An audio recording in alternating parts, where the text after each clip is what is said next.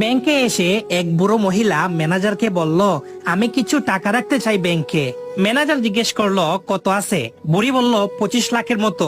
Manager বলল, বাহ, আপনার কাছে তো বেশ ভালোই টাকা আছে, তো আপনি করেন কি?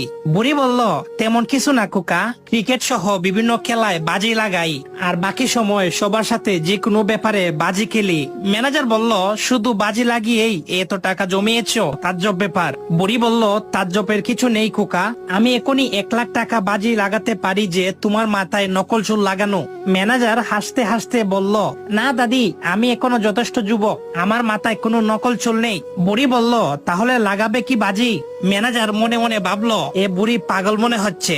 যাই হোক, 1 লাখ টাকা ফ্রিতে কামানো যাচ্ছে তো, তাহলে এত ভেবে লাভ কি? ম্যানেজার রাজি হয়ে গেল। বুড়ি বলল, যেহেতু 1 লাখ টাকার ব্যাপার, তাই কালকে সকালে 11টায় এই কেবিনে আমার উকিল নিয়ে আসবো, আর তার সামনে প্রমাণ করা হবে। আপনি কি রাজি? ম্যানেজার বলল, ঠিক আছে, আমি রাজি। ম্যানেজারের রাতে ঘুম আসলো না। সারা রাত ওই বুড়ি আর 1 লাখ টাকার কথা ভাবতে থাকে। পরের দিন ওই বুড়ি ঠিক 11টায় তার উকিলকে নিয়ে উপস্থিত। বুড়ি ম্যানেজারকে বলল, আপনি কি রেডি? ম্যানেজার বলল, একদম রেডি। বুড়ি বলল, যেহেতু প্রমাণের দরকার, তাই আমার উকিলের সামনে আপনার চুল টেনে প্রমাণ করতে চাই যে আসল নাকি নকল। ম্যানেজার বলল, 1 লাখ টাকার ব্যাপার, একটু চুলই তো টানবে। তাই সে রাজি হয়ে গেল। বুড়ি ম্যানেজারের পাশে গেল আর চুল ধরে টানতে শুরু করলো। আর ওই সময় বুড়ির সাথে আসা উকিলটি দেয়ালে মাথা টুকতে শুরু করলো। ম্যানেজার বলে উঠে, আরে আরে উকিল বাবু, কি হলো?